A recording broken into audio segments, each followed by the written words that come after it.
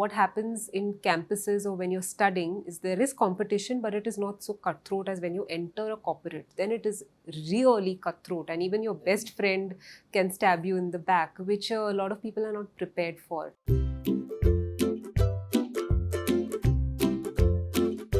Welcome back. This is part 4 and the final part of our Mental Health Month series. We are joined once again by Hvovi Bhagwagar ma'am, psychologist and psychotherapist, हमारे सारे questions answer करने के लिए. This time we will be talking about your transition to adulthood. While there is a whole new batch of students who are entering college right now, there is also a whole batch of students who is exiting college, getting into the rat race of jobs and internships. My first question to you will be, what are some of the problems that students face while going through this phase? That's a great question, actually. You know, a lot of corporates have this campus to corporate. You must have heard of this transition program that they typically have. And I used to take some of these for some big corporates. The reason being that when students get out of campuses and then they have to transition to the real world where they're getting paid for jobs, there is a lot of stress that many people don't realize they will go through. And many of them go into these campuses with a lot of their friends into corporate life. So that transition doesn't happen where they go into a work world with that ethos. So they make mistakes. And that first 6 months where they are being tested for their soft skills or their ability to work, they make a lot of mistakes. So to reduce those mistakes, many campuses, many corporates have these workshops where they train the students in basic stuff such as etiquettes, dressing, how to greet others, what to say to your seniors, how to address them, because here are where all the mistakes typically happen unknowingly. And many of them get chucked out of jobs or don't get permanent positions because of these really stupid small errors. I think if their corporate doesn't give these kind of programs to them ready-made, then they should definitely take some online courses, speak to seniors. Even the seniors who passed out from the same campus as them, they can talk to them to see how they transitioned, what were the errors they made. So having a mentor helps, because the biggest stress in this age group comes from transitioning to work life and learning how to be in that work culture in a way that you're projecting yourself as a serious professional. I have seen, personally observed a lot of college students my age, is that when we start working, we lose a lot of friends who we used to be with in college, in school, and transitioning to that new friend circle, or just the fact that you're not going to be meeting these people is difficult. It is very difficult. And a lot of the younger crowd don't know whether they're going to fit in because they've been with a particular set of people. Sometimes, there are school friends who also transition with them right up to the time they find jobs. They've lost contact with all those people. There's a new world. Also, what happens in campuses or when you're studying is there is competition, but it is not so cutthroat as when you enter a corporate. Then it is really cutthroat, and even your best friend can stab you in the back, which a lot of people are not prepared for. People who've been with you and grown with you, known you since you were really young, they have an insight into you which your friends in your adulthood may not have. So keep those friends close to you.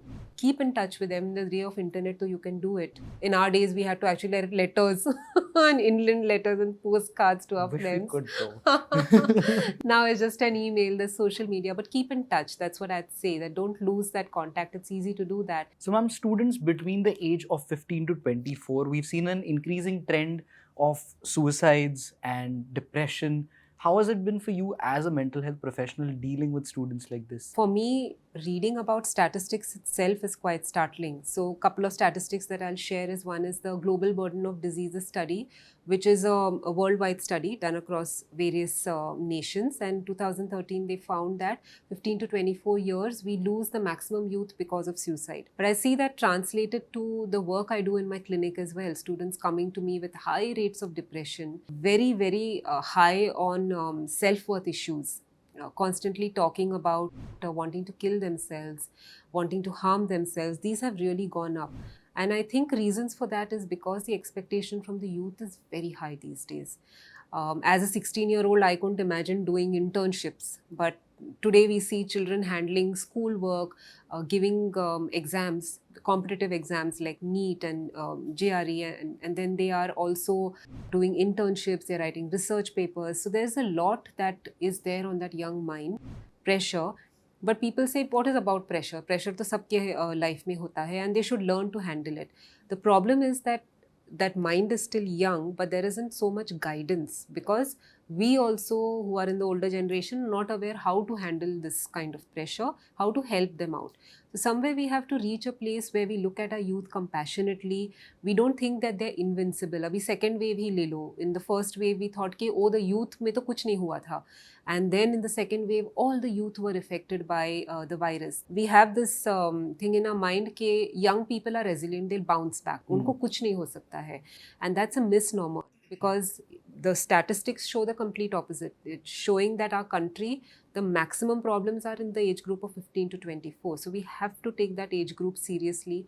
We have to start understanding ways for intervention. Colleges and schools, and at the macro level we need to do a lot, but even individually we need to as a friend, as a parent, as a teacher, identify if we know anyone around us in this age group who needs help, and encourage them to seek that help. With age and maturity, the dynamics of your relationship with your parents change. And especially for students who are transitioning from childhood to now college life as an adult, where they're getting a lot more exposure to the world, there is always that change in dynamics with the parents. A lot of times, even parents themselves will either treat you like you're still a kid, or they'll push you into the deep, you're an adult now. How should young people deal with this? There isn't that thing कि parents ने कहा मतलब मानना ही है, right? They question, they ask, and that's healthy, because they are being exposed to a lot more than the parents ever were when they were growing up. They are seeing global shows on Netflix, and they are on Twitter and on Instagram. They are getting aware about how other cultures operate. They are seeing how other children in other places and their parents operate. So they are definitely going to question. They're not going to follow tradition blindly, and we have to appreciate that and work with it, but at the same time root them, because every culture is different. It's not like there's something wrong with our culture, but we need to be able to pace with the child. Earlier there was a smaller ecosystem and very face-to-face interaction. Now it's everywhere. They're having friends all over the world. They're constantly on their phones. So they need to have a lot more grounding and rooting with their parents and their closed ones and loved ones, because in the end we need to remember one thing, that the relationship we share with the people we grew up with, our parents, that's something we can't really replicate with anyone else. And the people who give birth to us, they know us well. So just for that reason, I think parents need to adapt better to their children, and the children need to probably be less secretive and adapt better. In the era of work from home, what are some ways that we can help our parents stay mentally healthy? Great. In fact, in the work from home and in this environment of COVID, I think kids have been extremely helpful in getting their parents into technology, right? And then the older generation have understood how much at their fingertips things are. They can order groceries, they can talk to people in different countries, they can get in touch with old friends. They understand the power and the magic of the world of web. So it's the young who can really help them with that. Many mental health issues we have seen happen in the geriatric population because there's no one to teach them how to operate, use the devices, right, and all that. And they were completely left helpless in the pandemic because everything was happening online. Maybe talking more with the family members. That's something which the youth is not doing. It's they're talking more on their chats and all of that rather than face to face. That's a big problem, and the older generation prefer face to face communication. So maybe that can be something they can incorporate in their daily life. With that, we are at the end of this 4-video series with our first expert, Hvovi Bhagwagar ma'am, psychologist and psychotherapist. अगर तुमने बाकी 3 videos नहीं देखी है, please go ahead and check them out.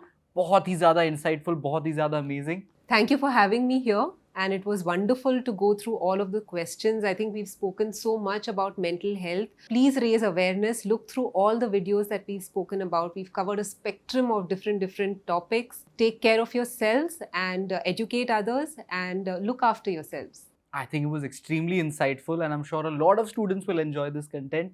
Please join us next week when we have a new expert on this series.